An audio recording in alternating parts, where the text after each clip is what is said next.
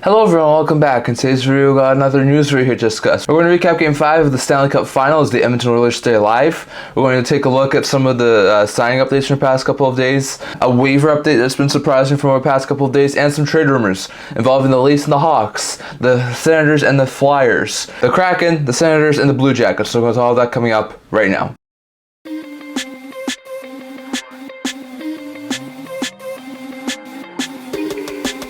Hello everyone, welcome back to another video here at the Intent Hockey channel. Before we get into this video, don't forget to like this video and subscribe down below. Thank you for your support. Never would have been able to do this with all of you guys, so if you haven't already, don't forget to subscribe button down below. Don't forget to comment down in the comment section below discussing else in this video. Now we're going to start today's video off by discussing a quick game review from our past couple of days. We saw Game 5 happen in the Stanley Cup Final on Tuesday. Panthers had another chance to clinch, this time on home ice. Oilers are trying to once again keep the momentum going from Game 4 and stay alive.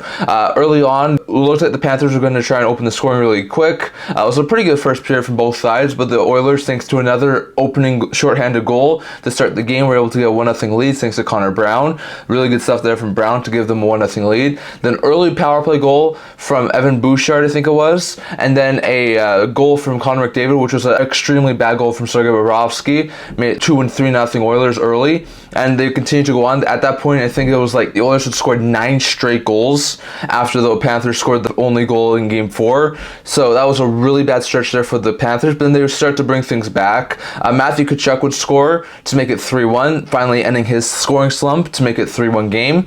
Then there was another power play goal, this time from Corey Perry after an unreal play from McDavid to make it 4-1 for the Oilers. But then just seconds afterwards, Evan Rodriguez would make it 4-2, and it went into the second period 4-2. So it was a really interesting game, really entertaining second period, in which the Oilers would take a 2-goal second period lead into the intermission in the third period. Early on, within the first 5 minutes of the period, the Panthers were able to get a goal to make it a 1-goal game. Oliver Ekman-Larsson from Tkachuk would make it a 4-3 game, and that's the way the game would wind up ending. I mean, there was a lot of chances. Florida would push and push, and a lot of people thought that if the Panthers got that next goal and tied the game up, there's a very likely chance the Cup Finals ended. But the Oilers hold on, even after an incredible diving effort by Matthew Tkachuk to save an empty net goal. McDavid would wind up getting the empty netter, and the Oilers wind up winning it 5-3. So an interesting game there from the Oilers. Not exactly as dominant as a performance as it was in Game 4, and the Panthers were really pressing hard towards the end of that game, but they held on. They were able to get themselves a big enough lead, and were able to get the win to wind up being the Florida Panthers 5-3. So a very good win there for the Oilers. Like I said, if the Panthers are able to come back and tie a game, they probably do win the Cup, but now we're going back to Edmonton for Game 6 on Friday, which at this point in time, as of the recording of this video, will be tomorrow. So interesting stuff there for the Panthers. For the Oilers, McDavid had another fantastic showing. 4-point night for the second straight game. He's putting up unreal level numbers. I think he's like top 5 in points in a playoff run all time. So he's having one heck of a playoff run for the Edmonton Oilers. Put up 2 goals, 2 assists in this game. Evan Bouchard had 3 assist nights, and Brown, Hyman, and Perry also scored for the Oilers in the win. While for the Panthers, Evan Rodriguez and Matthew Tkachuk both had a goal and an assist, and Oliver Ekman-Larsson also scored for the Panthers in the loss as they fail to end the series. So this one goes back to Edmonton. I'm still thinking that Florida wins the series. Now, whether that being Game 6 or Game 7, it's hard to tell. The Oilers fans are going to be extremely ecstatic to see a Game 6. I would not be overly surprised if the Oilers, with the way they're playing right now, were able to push it to 7, but I think the Oilers were able to carry the momentum from the end of Game 4 into the beginning of Game 5 and just continue to roll on. I think the Panthers may be able to take the momentum from the end of Game 5 and carry it on to Game 6. I mean, they controlled the complete dominance of the second half of the second period plus the third period, so they look fantastic, and they can continue that momentum into Game 6. I think there's a very likely chance the Panthers could wind up winning the Stanley Cup in the Oilers building, so we'll have to wait and see on that, but that's a really interesting piece of work there for the Edmonton Oilers to send it to 6, and we'll have to wait and see if the Panthers do wind up ending it in 6, or if the Oilers are going to force a Game 7 on, I think it's next Monday in Florida, if the Oilers do end up winning. So I'll have to wait and see. Like I said, wouldn't be overly surprised if the Oilers forced the Game 7, but with the way the Panthers played toward the end of that game, sort of starting to find their game again, I would not be overly shocked if the Panthers do wind up ending the Oilers in 6 games, which is what my original prediction was. So interesting stuff there, but the Oilers do send it to 6, and we'll have to wait and see if they are able to send it to 7. Going over to a couple of quick signings from our past couple of days, we've had 7 7 signings from our past few days, so we'll get to all of those here.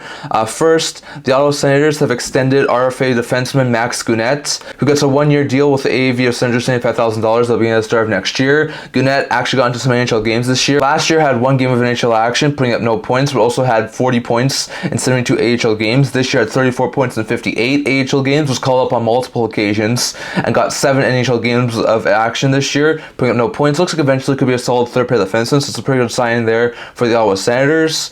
Going over to the St. Louis Blues, they have extended RFA defenseman Scott Perunovich. He gets a 1-year contract extension with the AAV of $1.15 million that'll begin at the start of next year. Now, Perunovich last year was able to play in a couple of AHL games, playing in 22 after his injury, put up 2 goals and 20 points in 22 AHL games, looked pretty good. This past year, playing 54 AHL games, was more of a 6th, 7th defenseman, and put up 17 assists, looked pretty good. So I think that's a pretty solid sign there for the Blues to get Perunovich on another 1-year deal, and hopefully he's able to continue to take steps forward to be a solid top 4 defenseman eventually. So that's a pretty good sign there for the Blues. Then we saw the Detroit Red Wings sign Albert Johansson, who's another prospect of theirs, a 2019 second-round pick, who's a left-shot defenseman. He gets a 1-year extension with the AAV of $775,000. That'll begin at the start of next year. He has never played the NHL level so far. Last year had 15 points in 53 AHL games. This past year, 21 points in 66 AHL games. Looks like eventually could be a solid defender for the Red Wings, so it's a pretty good sign there for Detroit. The New York Islanders have signed Kyle MacLean, who is another one of their pending RFAs, who actually got into a really good role this year with the Islanders, to a 3-year contract extension with the AAV of $775,000 that'll begin at the start of next year. Now, MacLean last year playing 67 AHL games, putting up 11 goals and 27 points. This year was able to put up 6 goals and 22 points in 43 AHL games, but then was called up and was able to put up 4 goals and 9 points in 32 NHL games. Looks like eventually could be a solid 3rd, 4th line center for the Islanders, so getting him at $775 for 3 years is fantastic. And then the Utah Hockey Club was able to sign goaltender Matt Villalta, who was I think a UFA and one of their expiring players, to a 2-year contract extension with the AAV of $775,000 that'll begin at the start of next year. Now, for Villalta, last year played in the AHL affiliate for the LA Kings, put up a 2.65 GAA and a .910 save percentage in 22 games. This year played 51 games with the Coyotes AHL affiliates, put up a 2.54 GAA, 911 save percentage, and also got into 2 NHL games, putting up a 4.17 GAA and 828 save percentage, so looked pretty good, and I think he's going to be a fantastic 3rd, maybe 4th string goaltender for the Utah franchise, so it's a pretty good sign there for Utah. And then we saw 2 extensions for the Vancouver Canucks, one massive one more depth signing, so we'll get to both of those here. UFA defenseman Mark Friedman, who the Canucks brought in season, signs a 1-year extension with AAV of $775,000. That'll begin at the start of next year. He's worked out pretty well. Split time between the AHL and NHL last year as well as this year. Last year had 6 points in 24 AHL games and 3 points in 23 NHL games with the Penguins. This year he was able to get into 6 AHL games with the Canucks, putting up 4 points, and also got into 23 NHL games, putting up 8 assists. Looks pretty good, still solid 6th, 7th, maybe 8th defenseman for the Canucks. That's a pretty good solid sign there for the Canucks. Meanwhile, for the other sign the Canucks made, that was Filip Hronek. Now, this was a guy who a lot of people were speculating could possibly get traded. He was listed as number 16 on my recent updated trade bait list, which I'll leave a link to down in the description below. But Hronek, a lot of people are expecting was going to get moved, winds up signing an 8-year contract extension with an AAV of $7.25 million that we're going to start next year. So this is a fantastic sign for the Canucks. A lot of people thought Hronek was going to get 8+. So given that fact, the fact that they're able to get him at 7.25 was a pretty good steal in my opinion for the Canucks. And they now have a top pair of Hronek and Hughes locked up for the long-term period of time. So it's very fantastic stuff there. For Hronek, last year, splitting time between the Canucks and the Red Wings, he put up 9 goals and 39 points in 64 games last year. This year had 81 games and had put up a career high 48 points, also have 5 points. So he had a fantastic season this year, and if he can continue to build off of this, he should be eventually a solid 50-60 point defenseman for the Vancouver Canucks. So there's some pretty good signs from our past couple of days. Those are all the ones we have so far at this point. But the Utah franchise has extended Matt Villalta. The Islanders have extended Kyle MacLean. The Red Wings have extended Albert Johansson. The Canucks have extended Friedman and Hronek. The Blues have extended Perunovich, and the Senators have extended Gounet. And those are some interesting signings that happened from over the past couple of days. Going over to an interesting waiver placement from over the past couple of days. Now, over the past little while, over the past couple of weeks, there have been a couple of smaller players be placed on waivers that I never really mentioned. A couple of weeks ago, we saw Kim Nuesainen with the LA Kings be placed on waivers, and he cleared. I think it was about a week ago, we saw Nathan Tobby placed on waivers. He cleared waivers for the San Jose Sharks, so not too surprised there. But then we saw an interesting waiver placement just a couple of days ago, and that was the New York Rangers placed Barclay Goodrow on waivers. Now, a lot of people thought that he was going to be placed on waivers so that he could be placed on buyout waivers once the buyout window opens, but they actually had a handshake agreement in place with the San Jose Sharks, so the San Jose Sharks will be able to claim him, and they did. So that's an interesting move there. There's no trade or anything, so it's just gentleman's agreement that the Sharks were able to take Goodrow off of the Rangers' hands. So this is a win-win for both the Sharks and the Rangers, but not a win for Goodrow. For the Sharks, they get a solid veteran.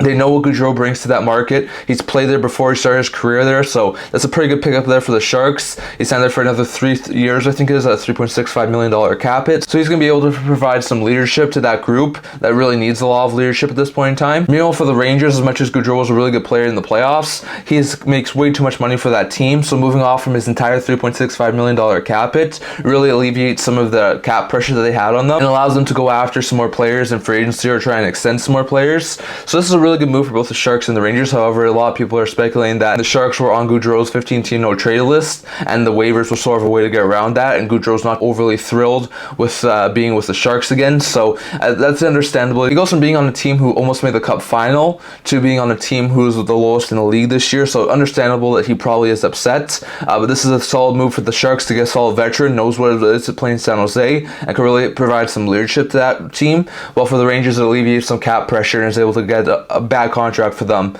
off their books. So some interesting moves on the waiver front, and we must remember that 48 hours after the Stanley Cup final ends, we will have the buyout window open, which means there'll be a lot more waiver placements at that point in time, so we'll have to wait and see, but that's going to be some interesting news there for the waiver placements as Goodrow was placed on waivers and the Sharks claimed him. And lastly, going over to a couple of trade rumors. Now, first up, we're going to talk about the Seattle Kraken. They've had a couple of things be linked to them at this point in time, so we'll start with them and the Jackets. There's been a couple of recent reports from Friedman saying that he says that a team to watch out for on the Patrick Laine sweepstakes is the Seattle Kraken. He says that the Kraken could be a team who has some major interest in a guy like Laine.